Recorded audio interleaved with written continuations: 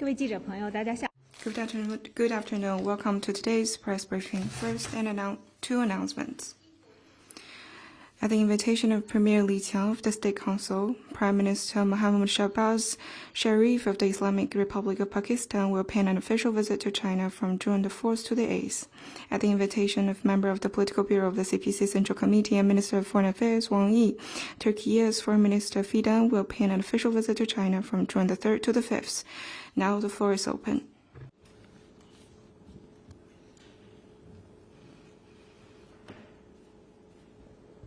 Associated Press of Pakistan. A follow-up question on Prime Minister Shahbaz Sharif's visit to China. Could you share some detail of his visit and how does China view the current relation between Pakistan and China, and what is China's expectation for the visit? Thank you.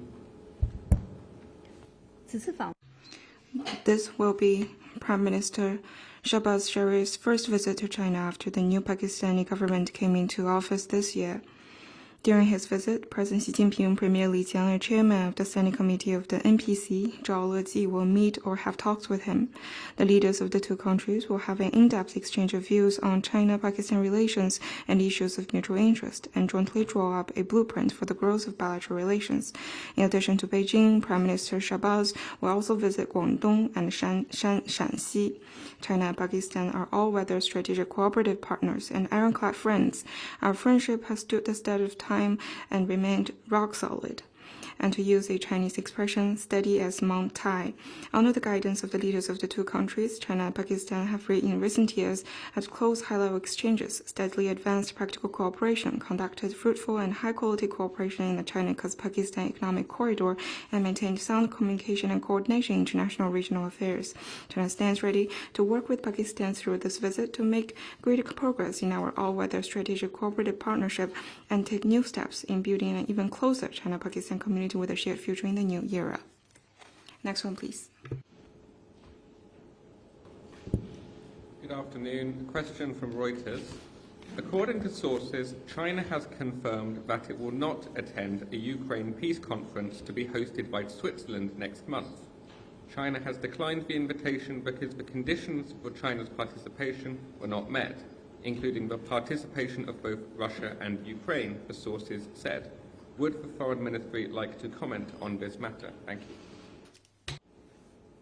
you.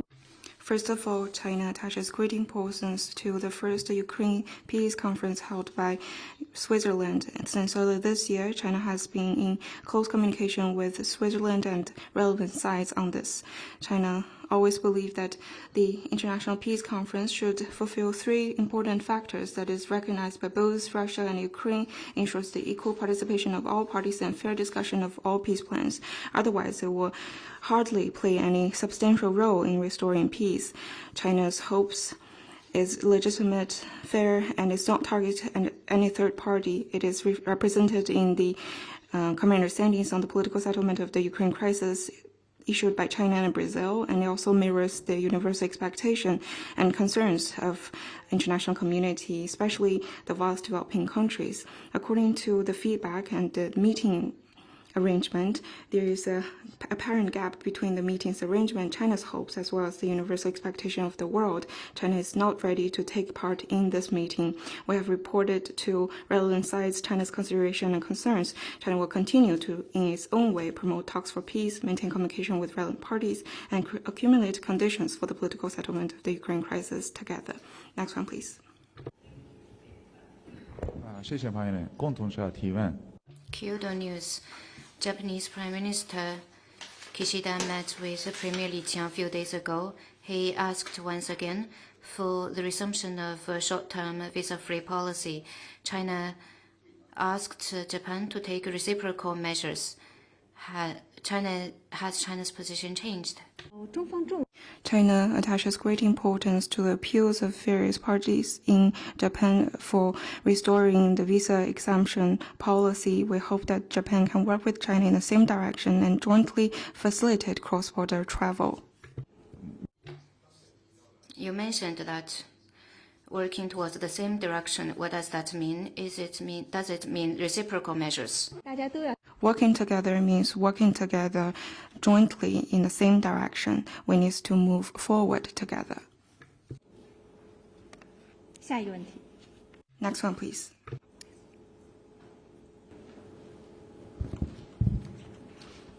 Reuters again. Former US President and Republican Party candidate Donald Trump has been convicted by a New York jury of felonies related to the 2016 election. If he is elected, would Trump's conviction prevent him from visiting China if he was invited, or present any other difficulties for Sino-American relations? Thank you. 对于美国的大选，或者说On the U.S. general election or U.S. internal affairs, will not comment on that. No matter who steps on as the U.S. president, we hope that he or she will contribute to China-U.S. ties, because this serves the common interest of both China and the U.S. Next one, please.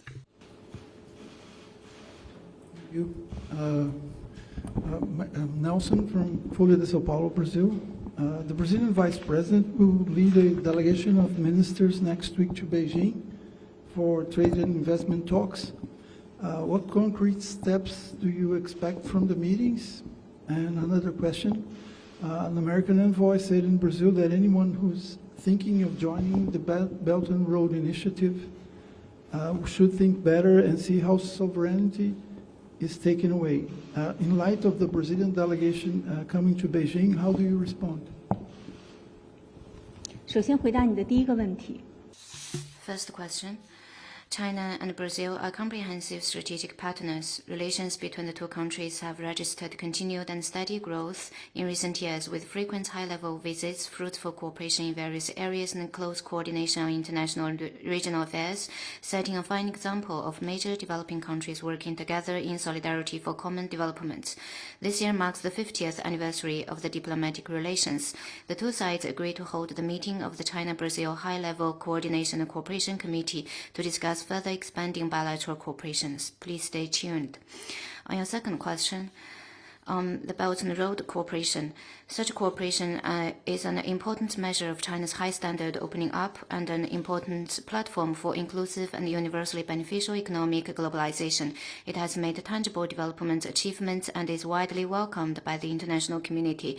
Facts prove that the BRI advocates extensive consultation and joint contribution for shared benefits. Instead of supremacy, it advances connectivity instead of decoupling and severing of supply chains. It pursues win-win cooperation instead of antagonism and confrontation. Over the past decade, China has signed more than 200 Belt and Road Cooperation documents with over 150 countries and over 30 international organizations, and set up close to 100 bilateral cooperation mechanisms. According to international institutions' estimates, BRI will contribute $1.6 trillion of annual global welfare by 2030. Perhaps you could ask this American envoy, can he specify which country's sovereignty was taken away by joining the BRI? As far as I know, many countries who have joined the BRI have actually become better able to protect their independence and sovereignty because of the economic and welfare benefits that the BRI has brought them.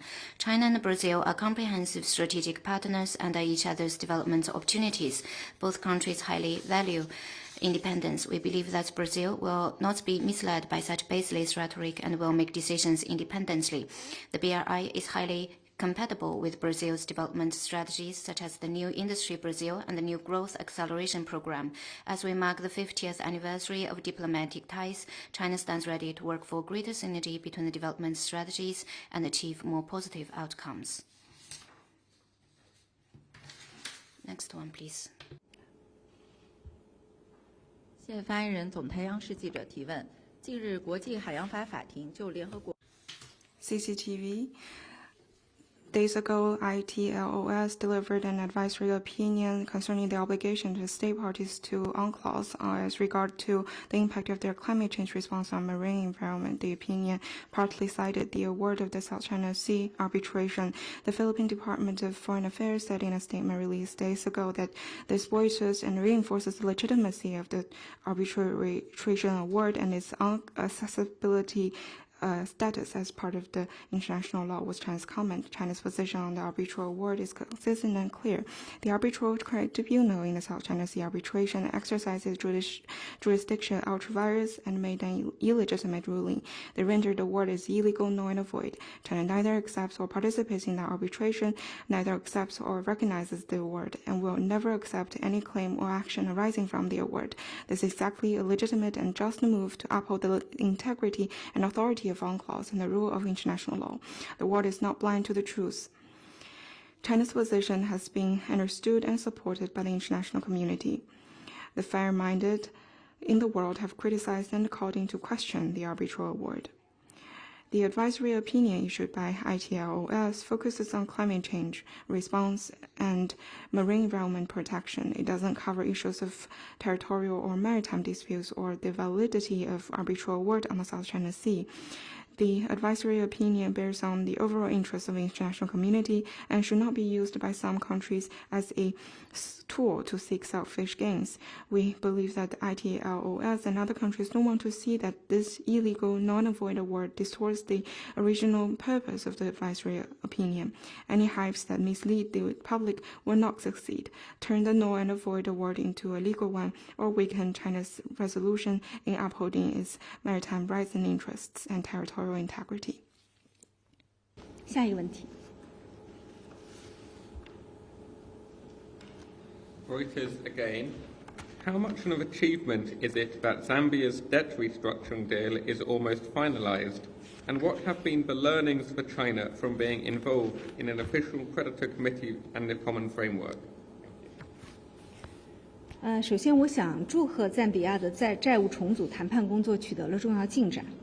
First of all, congratulations on the important progress in the negotiations on Zambia's debt restructuring. As a good friend and partner of Zambia, China takes seriously Zambia's concerns on debt. It is the first official creditor to postpone debt payments for Zambia.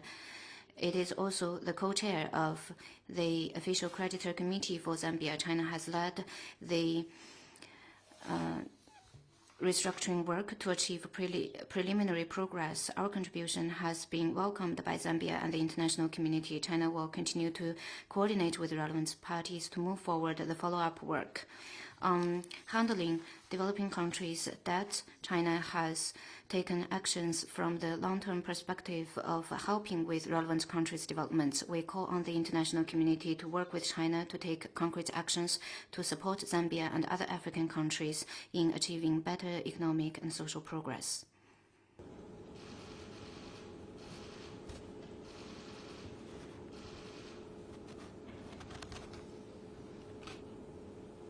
还有其他问题吗？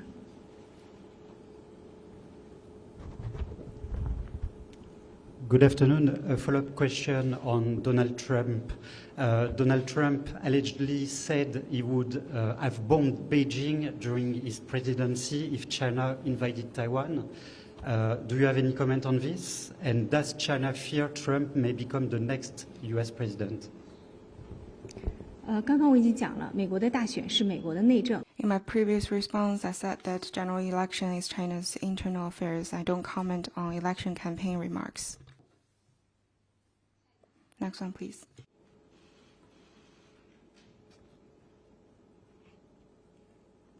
还有其他问题吗？ Other questions?